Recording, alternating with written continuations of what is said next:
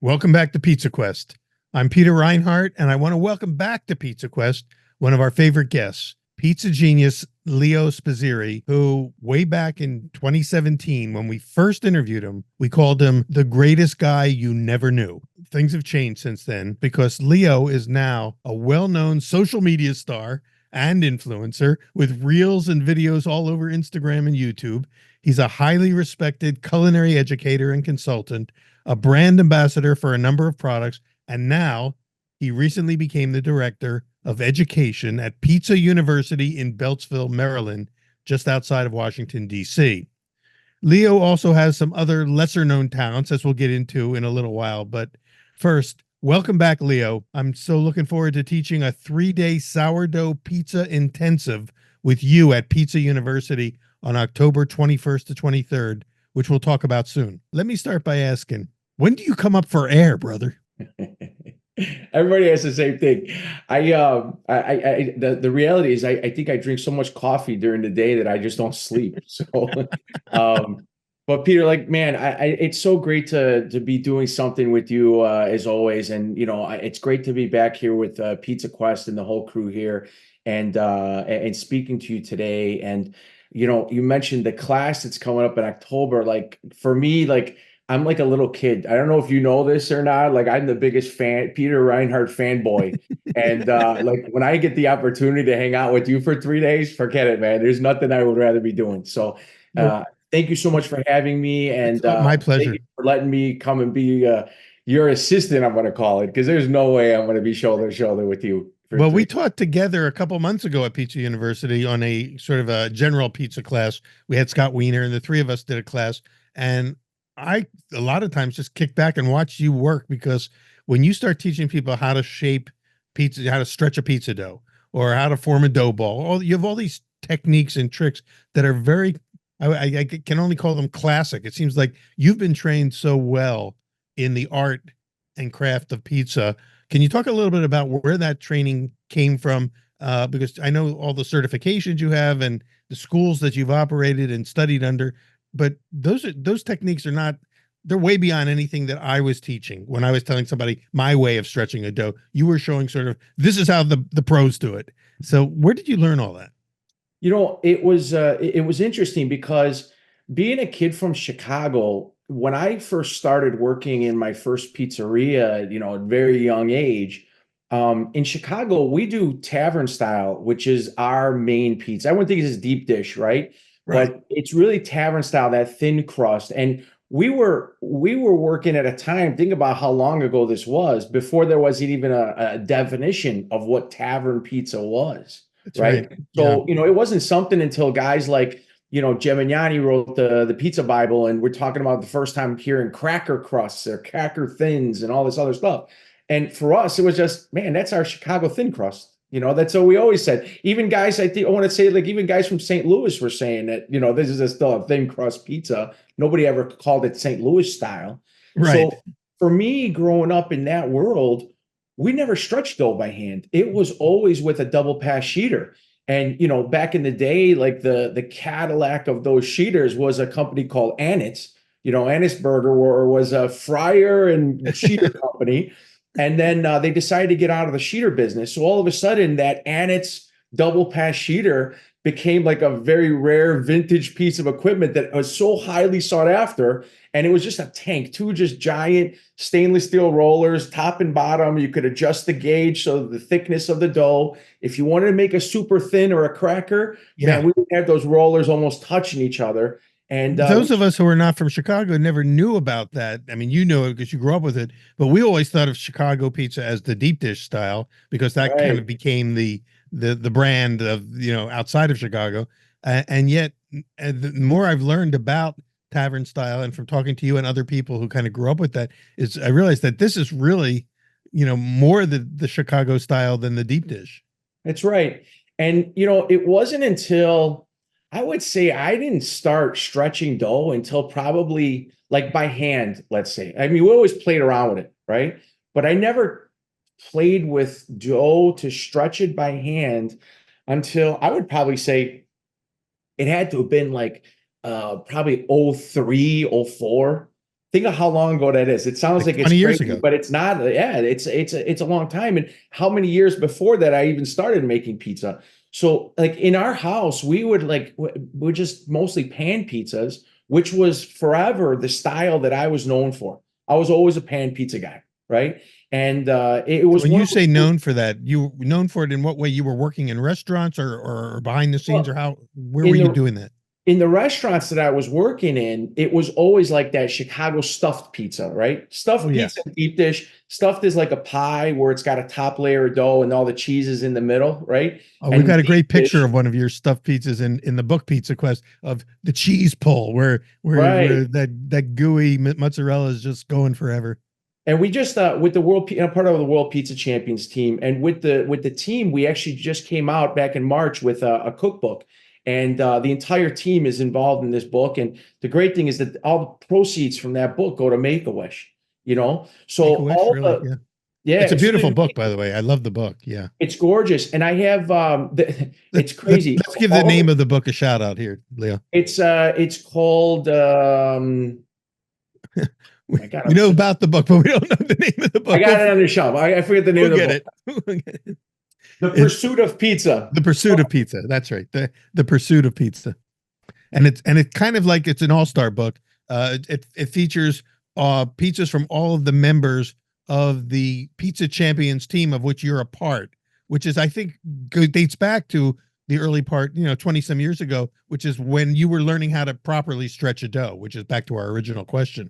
Yeah. So when I started stretching in a way that a lot of guys were. I got to just show you this one thing because, again, I think this is why everybody wants That's the to shot. Yeah. see my pizza. They want to see this stuffed pizza, and this is the one I'm known for.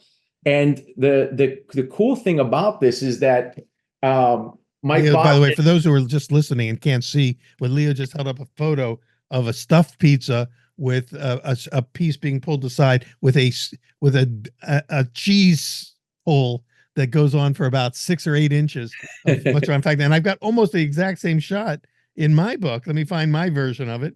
It is, In Pizza isn't it Quest, awesome? we have a similar shot of that. We'll find it. Well, you keep talking while I'll find it. So they Mike Bosch and Gemignani had told me that, like, hey, you know what? Your picture was so, look at that. That one's even more beautiful, I think. Well, of course, because it's my book. I think It's your book. we got You we guys, got even better shots. But you actually took the shot and sent it to me. yeah, it was great. And that was actually, you're right. I forgot about that. That was in my kitchen. And that pizza, just so you know, I tell people this all the time, that you can make a great pizza in your oven at home for those people who aren't That's professionals. right. Yeah. That pizza was baked in my probably 40-year-old trash Gen Air electric garbage oven in my kitchen, right? 480 degrees, Yeah. stainless steel pan, and that was literally cut on my counter. Like, it's so crazy to how beautiful you can make a pizza in your house. But Well, and do the recipes in the new book, The Pursuit of Pizza, are they all user friendly for home cooks? without a doubt, and that's really we can get into this, as we go in, but that's really where my focus has gone over this crazy body of work of all these years of pizza friends and knowledge and industry people. It really got back to the point where after, let's call it the pandemic, we had more bakers at home than ever. And all of a sudden, it was like, you know what? Why alienate anybody? Why just limit my knowledge to professionals or Yeah. restaurateurs or whoever's in the industry? Why not open that up to anybody who's got maybe a portable backyard oven and let everybody have that knowledge? And you taught me this lesson like many, many years ago when I first started teaching, that it was like, you know what? You got to stay neutral. You got to be able to talk about everything, and you got to be able to talk about it to anyone. So like Yeah. when I was starting this conversation with you, to say like, you're my guy, like my mentor, like it's no joke. Like I came from the Peter Reinhardt school. And I could probably recite your TED talk on sourdough bread just to tell you I this. I watched appreciate it that. so Oh, many cool. times. Cool. But Well, anyways, the question about stretching dough, yeah. all of a sudden, once I started getting serious, and I was like, look, I'm going to do more than just Chicago pizzas. I need to start actually diving into what is a New York pizza, or a pizza in a wood-fired oven that there was no wood-fired ovens pretty much in the United States. There was only one in Chicago, I remember at that time, which was, Jonathan Goldsmith, Spaccanapoli. And Spaccanapoli, right? Yeah, he was the he first was one to do that true Neapolitan style in Chicago. right. And I never forget going by Jonathan at a time when he didn't even know who I was, right? And going over there and watching his pizzaioli actually sitting at that bench and doing that Neapolitan slapping method, right? We call it schiaffo, right? Schiaffo was like a slap, like your grandmother would give you if you're screwing around at home, right? Right. And I never forget, like, wow, this guy is going to tear this dough. He's going to put his hand right through it. How are they doing that? And it blew my mind. So all of a sudden, I'm seeing guys in New York that are doing almost like that arm stretch where they're slapping it back and forth onto their forearms or Right. occasionally throwing it up in the air, which, back then it would seem like, it was a really cool thing to throw a pizza in the air. But then the reality was I only did it when like I was doing television or an interview with somebody. They were, throw the dough in the air, Right. Well, we always thought of that as a New York thing, a throwing New the dough York in the air. thing. Yeah. Yeah. Exactly. So all of a sudden you're diving into a world that you've never been. And I was like a kid in a candy store because everybody that I went to see or like interact with, I had realized that it was such a different way. Everybody had their own way of doing it. And I say, like, you know what? I teach like this, and I tell like students, it's not about how you're doing it. Find your own method that works as long as we get to the same finish line, right? I don't care how you get there, just get to the same place that I ended up, right? But it's And true.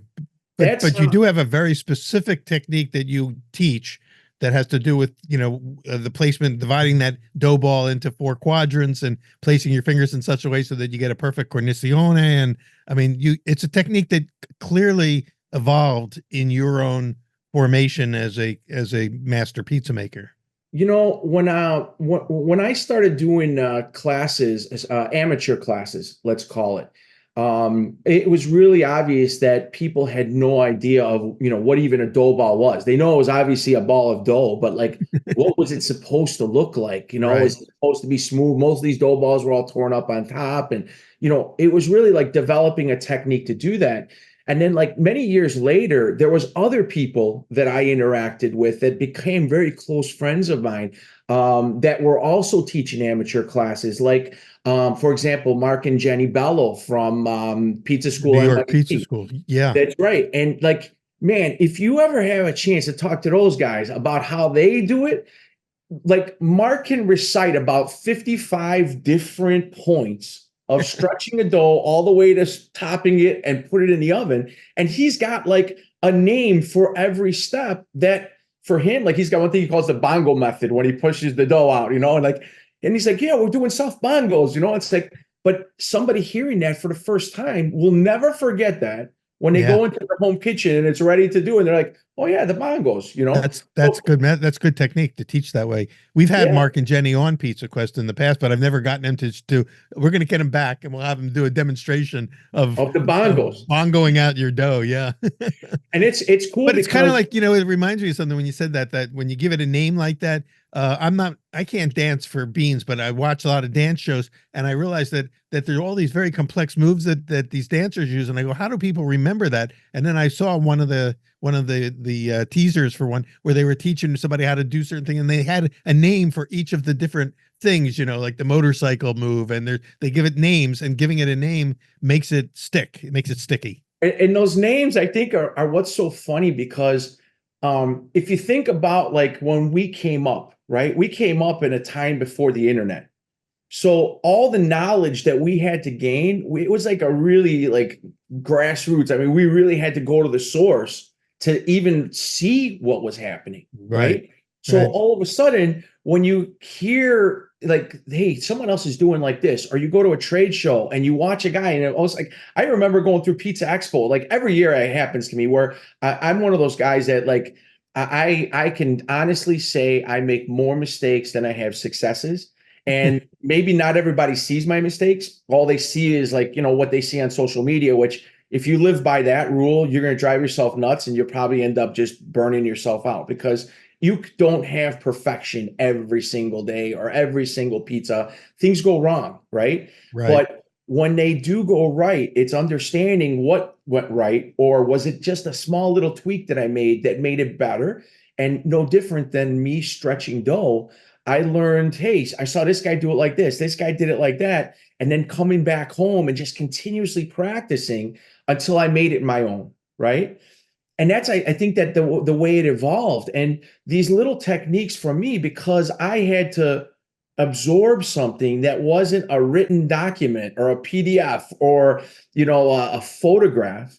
I had to figure out what made that muscle memory happen with me and stick with me.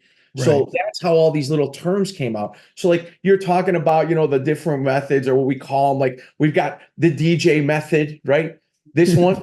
Oh yeah, I but know on the like you're podcast, they're spinning not it gonna be like able to see this, you're but for those who aren't when seeing, it's like a like spinning DJ's a hitting the disc. Yeah. turntable and he's Yeah. got his Yeah. head cocked to the side, like he's got his headphones on. Well, we always joke around, like if you do a table stretch, we call it a table stretch, right? Yeah. Where you're on the mound of flour and you're pushing back and forth to open up from the sides. We've called that the DJ method, right?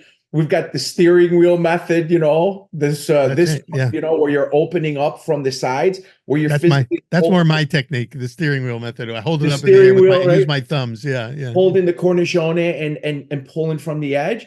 There's um, there's like in Italian, sometimes we call it the butterfly method, right? Or a farfalla, right? There's a couple different names for this one, where you're folding the dough over onto your hand and kind of slapping it back and forth. But Oh it yeah. happens here in the middle of your body, right? Where that forearm stretch, or we've called it sometimes that New York stretch, is back and Yeah. forth Where here. your arms are going from side to side. Yeah. Yeah. Yeah. Neapolitan, like there's become a designation for all these different names. So if you had to go back and say, hey, I really want to dive into what that actually is, now it's nice, because if you search for maybe the DJ method of stretching dough, right? Yeah. They'll probably pop up with some kind of little sound bite that I've done in the past. And at least say, hey, I see what he's doing there, or I see another guy doing it like that, and I really want to And learn you that. gave it that name. People don't realize that you're the guy that gave it that name. Yeah, a lot of, because it's so crazy, because you know how it is when you're like a trade show. Like I'm notorious for, like I always dig like being up on a stage, right? Everyone likes to be up on a stage and with all people in front of you. I I really am that guy that I love being on the floor, especially in a booth, and that's kind Yeah. of what I'm known for at trade shows, because I'll get into a booth, and my favorite is when you get into like one of those booths that are on a small aisle where there's two booths looking at each other and everybody's Right. in between you. And then they'll put a mic on me. And next thing you know, there's like 300 people trying to jam into this one aisle, and nobody else is doing business. It's all like they're forced. I've seen it. I've seen it happen. And for anyone who's ever been to Pizza Expo or any of those shows where Leo does demos, first of all, the first thing you notice is that he does a demo, and then when you go to find him again, he's not there anymore because he's doing a demo somewhere else in the hall. You got like 5 different locations within the hall, and you're running from one to the other. You must burn up 4,000 calories just getting from booth to booth to booth, because you're doing demos constantly, and they're great shows. I mean, it's kind of like a lot of times when you go to trade shows and there's these guys that are selling knives or cutlery sets or pots and pans, and they know how to draw a crowd.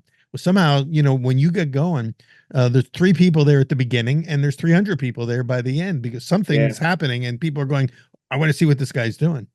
And I don't like now, like Peter, correct me, like everything seems to be today the word masterclass, right? Everything is a masterclass, right? But it's like, man, if you come and spend an hour, right? Like my demos are usually an hour long, right? And Right. most people are like, man, I learned more in this hour than I've ever heard about pizza. And like, I think that again, why do we do what we do? It's really about saying, I'm going to ignite that spark that if you're really into this, you can create a forest fire, right? I'm going to Right. give you so much introduction or knowledge into this that you're going to want to explore this deeper, right? And that's really at the end of the day how it all happened. And again, I wasn't born a showman or anything. Like, yeah, I dig it. I always want to be a rock star. And for me, like, people think it's a joke, because I've been saying this for years. Like, I'm a huge fan of bands like Motorhead and Metallica and all these other crazy bands, right? But I when see your guitar is sitting behind you in this Zoom, I screenshot I'm got seeing of you. Yeah, you got. We're I going to talk about those guitars in a little bit.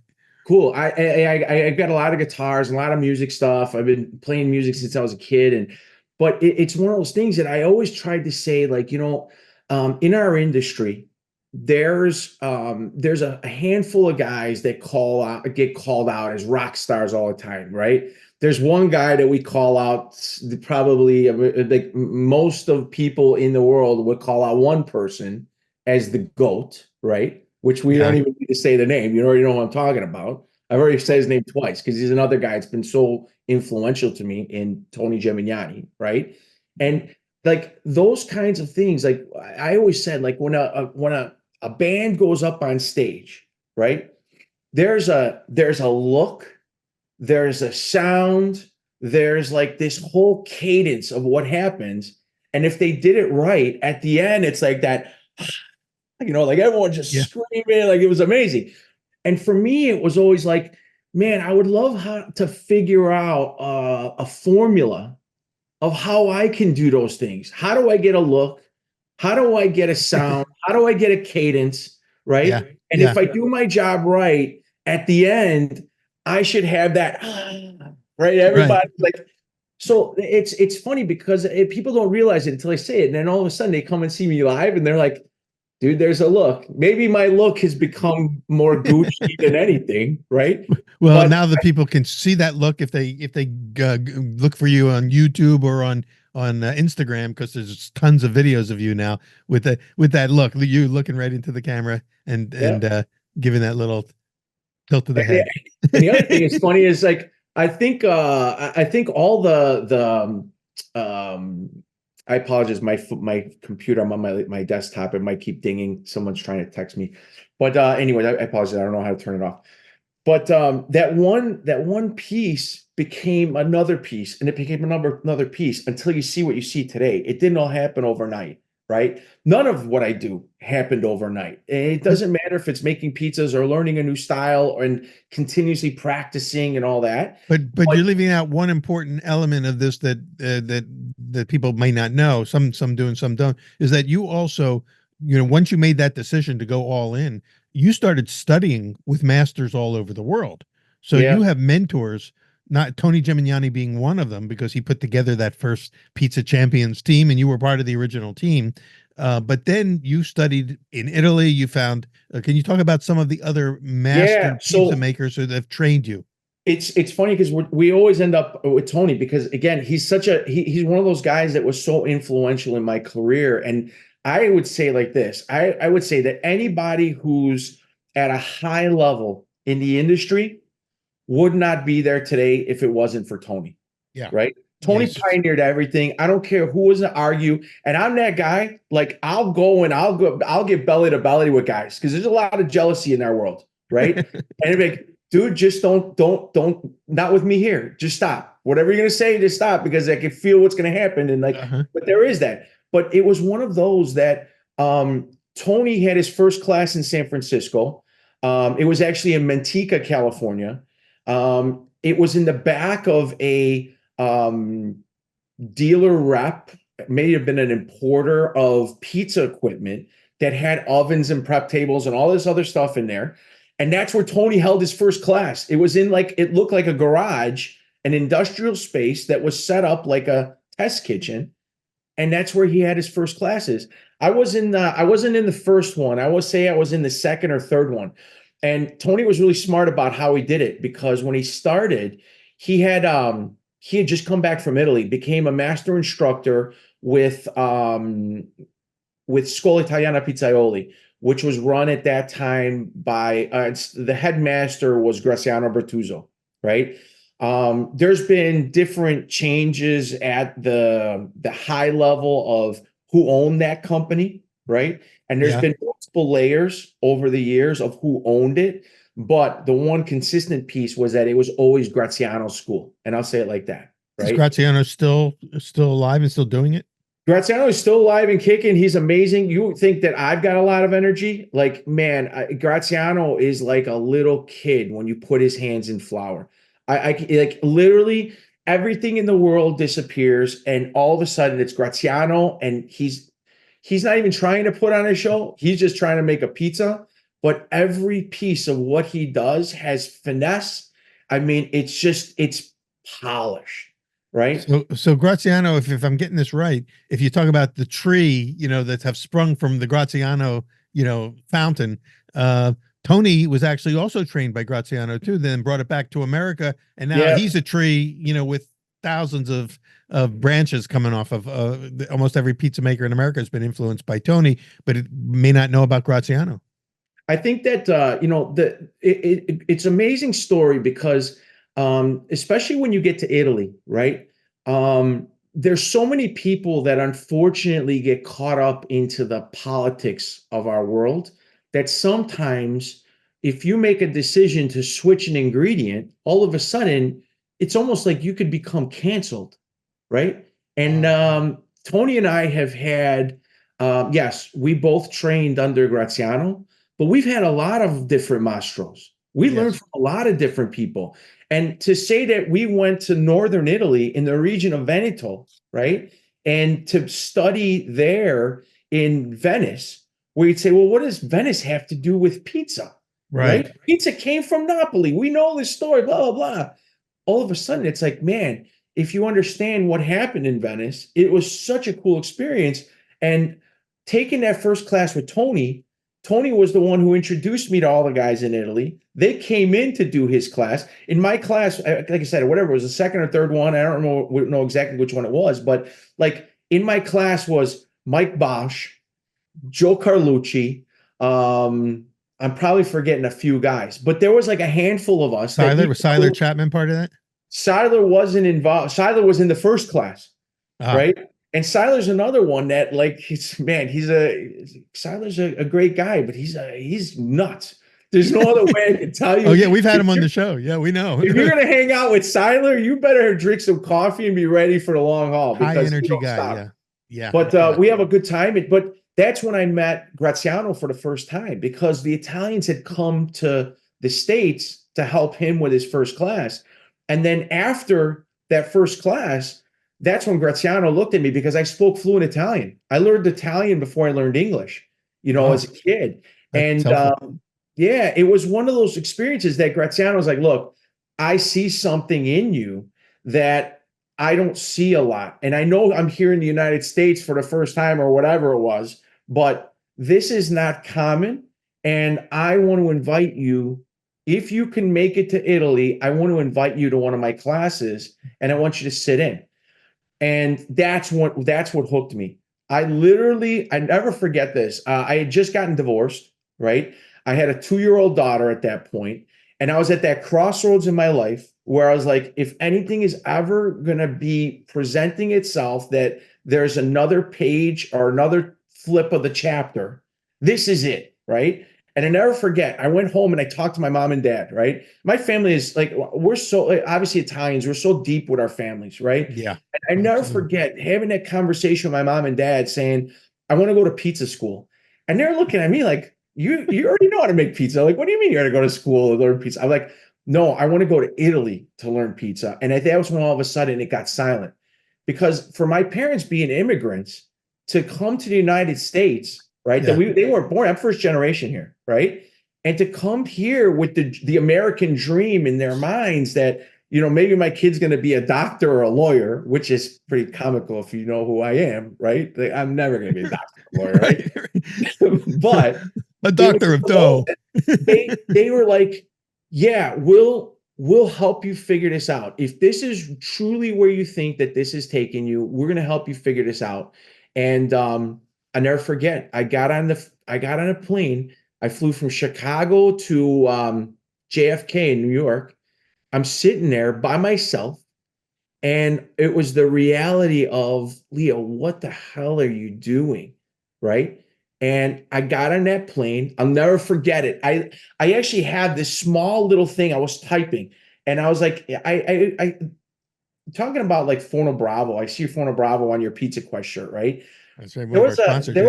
There was a group of people there. Forno Bravo, like, really was the first ones who pushed me into that spotlight, right? that gave That's me where the I first met opportunity. you. Was you were That's doing a when we demo at first the Forno Bravo booth at Pizza Expo. That's right. And that's when I first met you. And they were really the first ones to say, hey, we'll give you a platform because it sounds like you have a bunch to say, and maybe nobody even knows that you need to say it. Right. And it was them who were like, hey, you know what? Every time we try to record you, it sounds like like the radio. It's just like wah wah wah, like the Charlie Brown school teacher, right? And Right. they're like, what is this? And I was like, well, I don't know. I never talked in front of people. I don't even know how to act.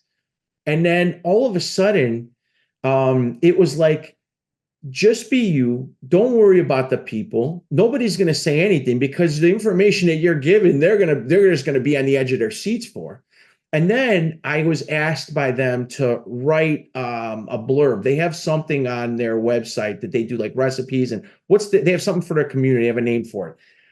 Yeah, But anyways, there's like a community forum or something like that. yeah, something like this. And they said, can you write a piece, almost like an essay, that we can post for our people, right? Our community.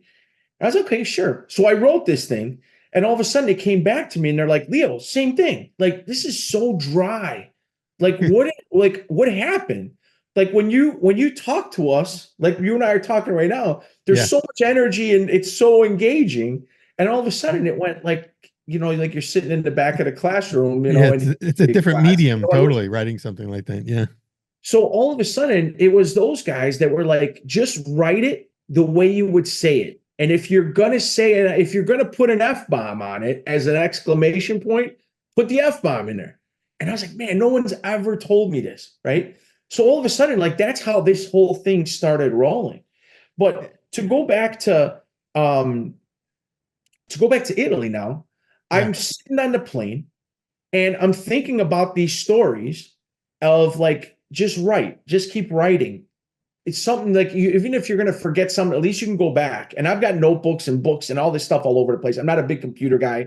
As much as everyone thinks that I got all this technology, I'm really not. I don't know crap about technology, right? But I have notebooks and stuff everywhere, and everything is written down. So I never forget. I'm sitting on the plane, and I've got the Misfits playing on my headphones, and I'm trying to just relax because at that point I haven't flown too much either. And I'm like scared. I don't even understand how an airplane stays up in the air and all the people. And like, I don't even want to go in the first place now. I'm getting nervous. So I start writing.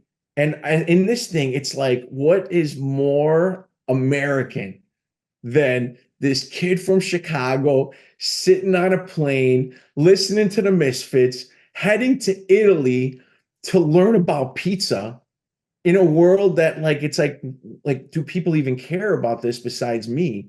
And then all of a sudden I arrive, I get to Venice, and I'm with Graziano and like 8 other students in this class, and I can understand Italian. Obviously I could speak Italian fluently, and I'm sitting in this class and I can overhear these other students, kids my age, right?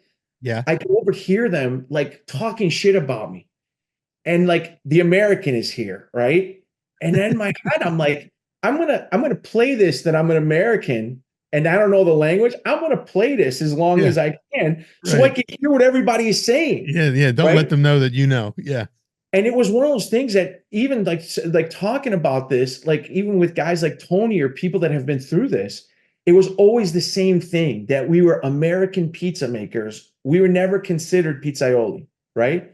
And it wasn't until much later that we flipped it because I think that the Right. Italians saw how much passion that we had for what we were doing that we didn't want to Americanize it. We weren't all pineapple pizza guys, right? We wanted to figure out where this all started, right? And when I took that first class with Graziano, I made a lot of mistakes, and I did that. But that's the whole point of going to school. And Graziano was so patient and like would literally come up and like grab my hands and move them to the right place, or be like, don't do this, do this, and that whole hands-on approach to teaching.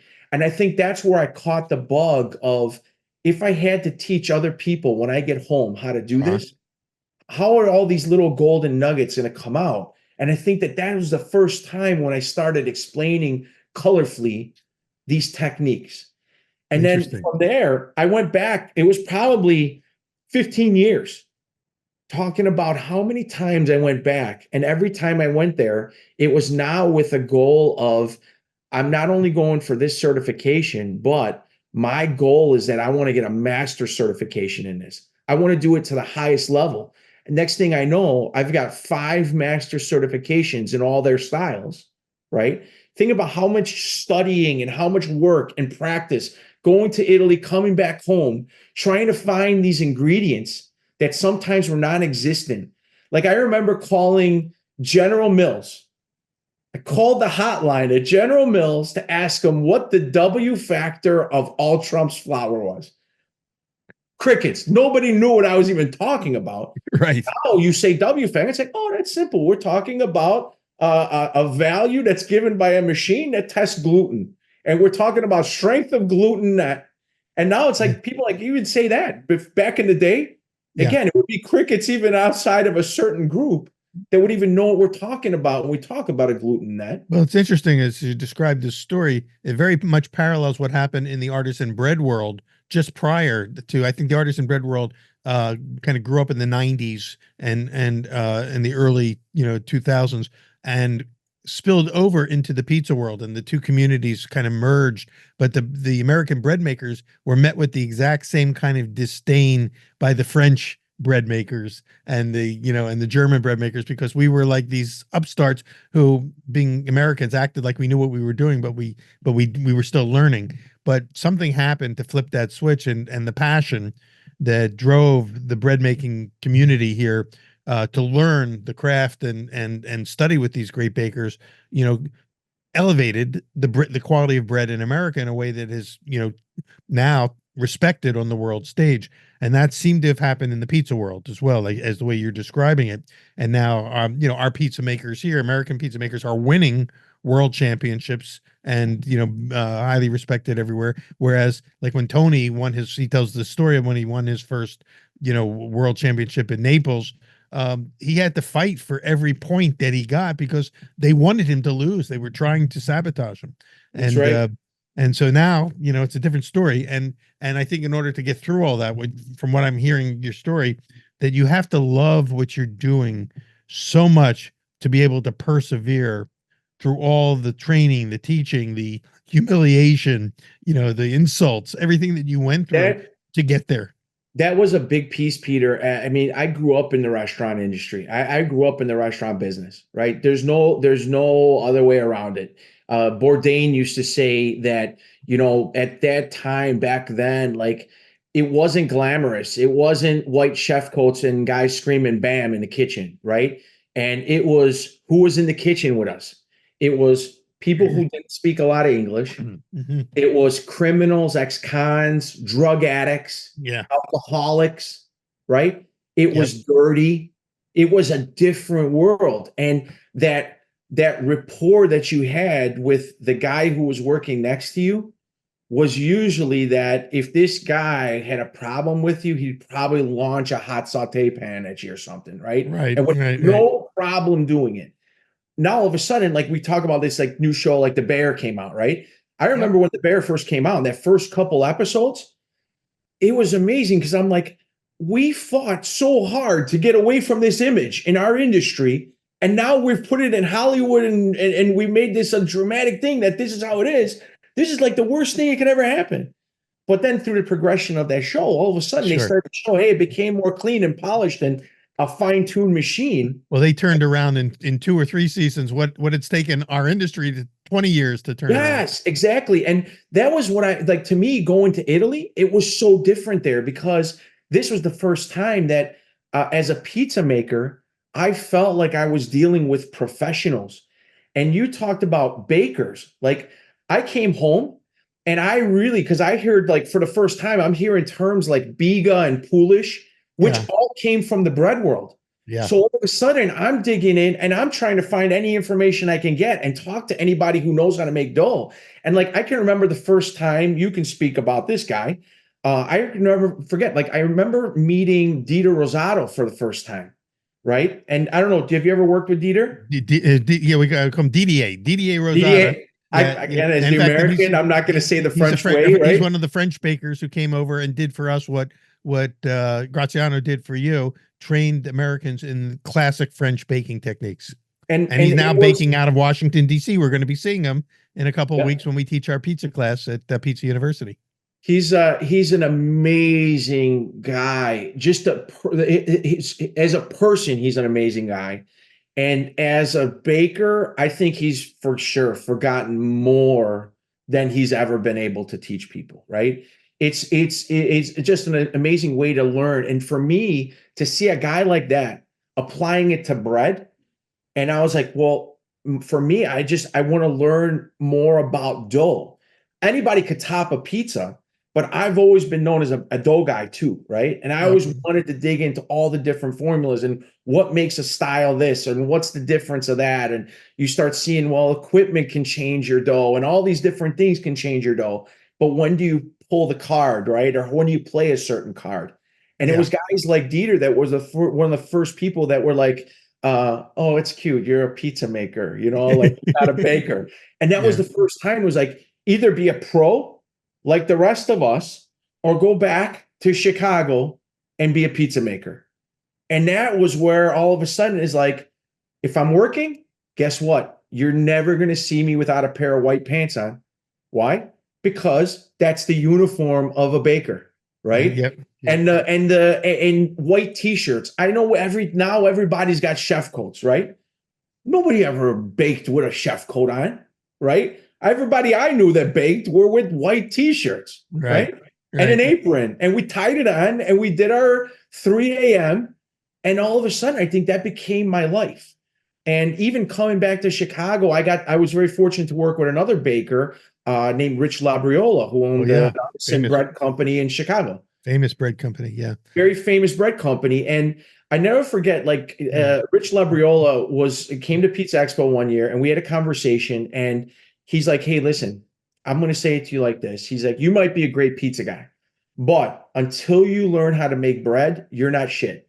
And literally he said it to me like that, Peter. It's another one of those moments where I took a step back and I'm like, are you kidding me? Like people are like lining up to talk to me. And you're going to tell me I'm not shit. And he's like, think about what I'm telling you. When you get serious about baking, come talk to me and I'm going to give you a job. And I'm like, I don't want a job making bread. And then all of a sudden, like months, I would constantly run into Rich when we came back to Chicago. And he would hand me his card. And he's like, I'm still waiting for your call. I'm still waiting for your call. Until finally I went there. And he's like, you know what? I want you to go work in my main facility. I don't want you to tell anybody what you do and what you know. He put me with at that time, an 80-year-old German baker named Heinz, right? And I literally sat at a bench. We would literally do like a month worth of, I only want you rolling batards, right? Or I only want you hand forming baguettes, right? So all of a sudden, you getting that table work, and you talked about the technique of stretching dough. It's all of a sudden learning how the gentle touch of your hand needs to be. And if you do that correctly, all of a sudden you haven't degassed this dough, and the pizza that comes out is naturally better because it's more open and light and airier, and we haven't affected the gluten again. And there's so many different things that I learned from the bread world that once I started applying it to my pizza making, it like I said, it just blew the doors off of anything. And that's the perfect example and the personification of this, the coming together of the bread and the pizza worlds, and into creating something really totally unique and original, here in this country. And we could talk about this for hours, but we're just about out of time. And before we run out of time, there's two things I want to talk about with you, Leo. One is that we are going to teach a class together in a 3-day intensive at the Pizza University. So I want our listeners to know that if they'd like to attend, go to the Pizza University website, pizzauniversity.org, and look for our class. It's coming up October 21st to 23rd, and it's going to be sourdough. It's all about sourdough because that's the next big thing. I've got my sourdough starter right here. I'm holding it up to the camera, and it's bubbling away, and I'm going to be bringing it with me when I see you in a few weeks. So folks, go to that. It's not a cheap class. It's going to be, if you want to come, it's going to be we'll call it a master class, but it's a class. 3 days Three of days. intensity. Yeah. Listen, they could charge anything for that class. To spend 3 days with you, unscripted, any question you ever want to ask in real time. Like how do you put a price on that? Right. To and be able to and sit and with it's a you lot for of it's three a days. lot of fun. We even get a factory tour of the Mariforni oven refractory, the company where they build the ovens. There's a lot of things that go on there. So look up the website. I don't want to spend too much time on it because we're running out of time, because I do want to spend the last minute with you talking about your guitar collection, because I mentioned early in the intro that you have other interests besides everything we've been talking about for the last hour, and we can see your passion for that. Imagine taking that. I'm telling this to the listeners, the passion that we've been just exploring with Leo about his pizza and dough making, transfer it to guitars and restoring vintage guitars. Isn't that one of your hobbies? Yeah, it started out as a kid. I started playing the saxophone very young, and from saxophone, I played around other instruments and drums and bass and all this other stuff. And my love has always been guitars, right? And there was a time in my life when it was like, you know what, this little hobby that you have on the side, you can't do it too much because you need to go to work, right? And by the time I would get home from work at night, sometimes after midnight, it wasn't like I was sitting around turning up the amp to the 11 and, cranking, whatever I was thinking about. But it was one of those things to me that over the years, it was a way to silence my day and everything, the craziness of the pizza world, right? Because my head doesn't stop. And all Yeah, of a sudden, as soon as I switched over and I put a guitar in my hands, yeah. everything was just the focus of that guitar. And it wasn't until like a few years back that, I even started telling my wife, like, I'm gonna get a couple of guitars, and I think I want a guitar. It was actually one guitar, a very specific guitar I wanted.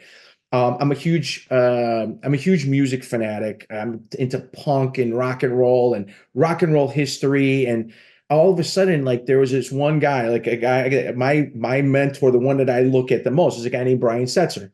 Brian Setzer Uh-huh. from the Stray Cats, Uh-huh. right? Brian And Setzer, that yeah. sound, that rockabilly sound was something to me that I always dug. And I was like, you know what? If I get a guitar, I want to rebuild a guitar that he had just put at that time. This is years ago. He had put his original orange Stray Cats guitar in the Smithsonian, it ended up. And I'm like, wow, this is pretty cool. I would love to rebuild, they call it the Lady Luck, right? Or the Lucky Lady, right? I would love to rebuild that guitar that he put in the Smithsonian. Well, he was 17 years old, didn't have any money, and it was Frankenstein together, right? And every time he would get something, he would put something new and make it sound good, right? Or Oh, whatever. uh-huh. Um,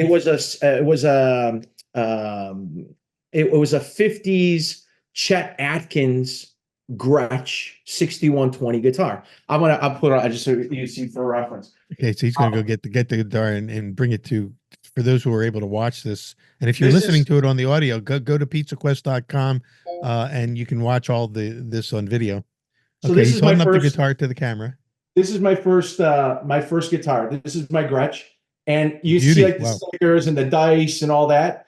This was as close as I could get this to Setzer's guitar that was in the Smithsonian. And you can see mine is actually so shiny. He actually took like triple grit steel wool and he scrubbed all the finish off of it so it was dull. And because at that time he didn't want to take a country guitar. This was known as a country guitar Uh-huh. and play rockabilly music with it. He wanted to be rock and roll and hot rods and all that. So this is why he took all the stickers and all this other stuff. But like I ended up pulling everything out. I followed his journey of what this guitar went through. I got his pickups in here. It's a company called TV Jones. I ended up calling those guys up and they're like, yeah, we can get you exactly the pickups that Setzer's got. All the wiring got redone to his stuff. I had a luthier here in Chicago actually put the dice knobs on here. I made these my own. His are white. I put black on So there. so basically what you've done is you've created a replica of the Lucky Lady. Yeah, and it's really cool because like all the pieces of this, I mean, this is like months and months of research, and then to reach out to people and do all that. It's just like it became almost like an obsession on the side of me obsessing about pizza. Yeah, right. And it was really cool Obsessions because upon obsessions. all Well, these Leo, you can see that we could go down this rabbit hole for another 2 3 hours talking about this, and I think we are because we're gonna have you back. We're gonna spend a whole show just talking about this side of Leo Spizzirri because it's fascinating. I think that you're the same passion that people respond to when we see you at Pizza Expo and everywhere else when you're doing demonstrations and your videos. The same thing. You have that same passion and love. And I've seen you and Scott Wiener, who has an equal love for guitars and this kind of music arcane, geeking out over this stuff. So I want to try to That's capture right. that. We want to get for our viewers and listeners, many of whom share a lot of the same journey that you and I share, including the music side. So we will do a whole show. We'll dedicate a whole show to I would love you that. bringing Yeah, people up to date on this aspect of your obsession world, because we want to hear more about your guitars and everything you've done with some of the other guitars that you've rebuilt, and everything that you can share and know about that. It'll be our guitar quest in addition to our it's pizza cool. quest. I'm in, So man. Leo, I'm I'm in. looking forward to seeing you on October 21st in Beltsville, Maryland, which is just outside of Washington D.C. at Pizza University. We're gonna have 3 days of crazy sourdough uh, intensity, I guess is the best way to say it, and hopefully we'll see some of you there as well. And I want to thank all of you who are joining us today for being part of Pizza Quest. Continue to come back. We'll be back next week with a new show. But until then, thank you for being part of Pizza Quest. And remember, it's more about the quest than it is even about the pizza. Leo, thanks for being with us. Thanks, Peter.